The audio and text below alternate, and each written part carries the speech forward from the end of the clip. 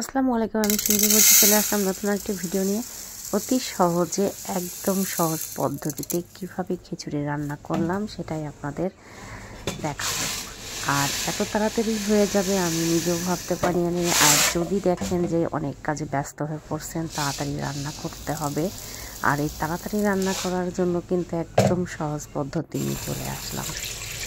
চাল দিলাম, 2 রকমের ডাল দিলাম, মাসকলার ডাল, মসুরির ডাল দিলাম। এখানে আমি খিচুড়ি রান্না করব। তারপর খিচুড়ি রান্না করতে যা যা লাগে সব কিছুই আমি রেডি করে রেখে দিয়েছি। আর এখানে হচ্ছে চালটা সুন্দরভাবে ধুয়ে নিলাম।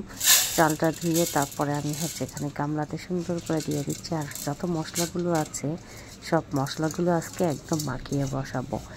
আর এইভাবে রান্না করলে কিন্তু অতি দ্রুত হয়ে যায়। আমি রান্না করব প্রেশার কুকারে রান্না করতে বেশিক্ষণ লাগে না। খিচুড়িটা সব মিলিয়ে আধা ঘন্টার মধ্যেই হয়ে যাবে।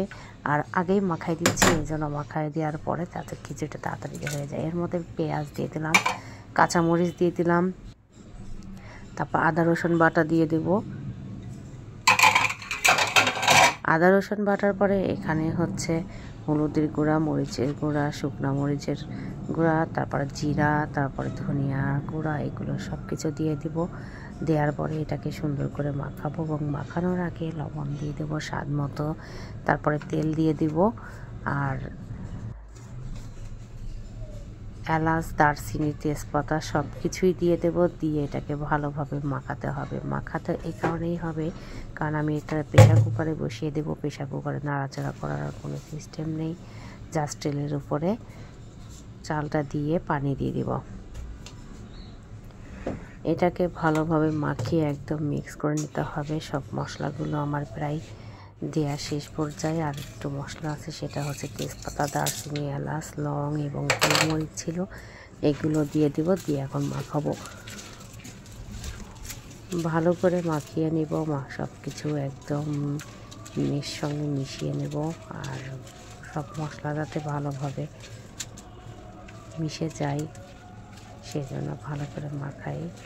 তারপরে এদিকে আমি চুলাতে প্রেশার কুকার দিয়ে দিয়েছিলাম। প্রেশার কুকারটা গরম করে ওর উপরে তেল দিয়ে তারপরে এখানে চালটা দিয়ে দেবো। চালটা দেওয়ার পরে বেশ কিছুক্ষণ একটু নাড়াচাড়া করে নেব। নাড়াচাড়া করার পরে ওর মধ্যে গরম পানি বা ঠান্ডা পানি যেটাই ইচ্ছা দেন দিয়ে দিব। দেওয়ার পরে লাস্টের দিকে একটুখানি লবণ চেখে দেখবেন যে সব কিছু ঠিক আছে কিনা। পরবর্তীতে কিন্তু আর কোনো কিছু দেওয়া যাবে না। আমি সব কিছু পানি দেওয়ার পরে চেক করে দেখলাম যে না, সব কিছুই পারফেক্ট আছে। তারপরে একটু নাড়াচাড়া করে নিলাম। নাড়াচাড়া করে ঢাকনা দিয়ে ঢেকে দেব। প্রেশার কুকারে ঢাকনা দিয়ে ঢেকে দেওয়ার পরে প্রায় 15 মিনিট লাগে, তার একটু বেশি লাগে না। আর অতি জলদি এবং সহজে পোলাওটা। লাস্টের দিকে আমি একটু ধনিয়া পাতা দিয়ে দেবো, কারণ ধনিয়া পাতা দিলে পরে অনেক টেস্ট হবে। আগে ধনিয়া পাতা দিলে এটা সিদ্ধ হয়ে যেত, তেমন একটা ভালো লাগতো না। এই জন্য নামানোর পরে আমি ধনিয়া পাতা দিয়ে একদম পুরো খেয়ে ফেলছি। আমার ভিডিওটি কেমন হলো, ভালো হলে অবশ্যই জানাবেন। আর নতুন নতুন ভিডিও নিয়ে অনেক কিছু আপনাদের সামনে হাজির হব। আজকের মতো এখানে বিদায় নেব। সবাই ভালো থাকবেন, সুস্থ থাকবেন। আল্লাহ হাফেজ।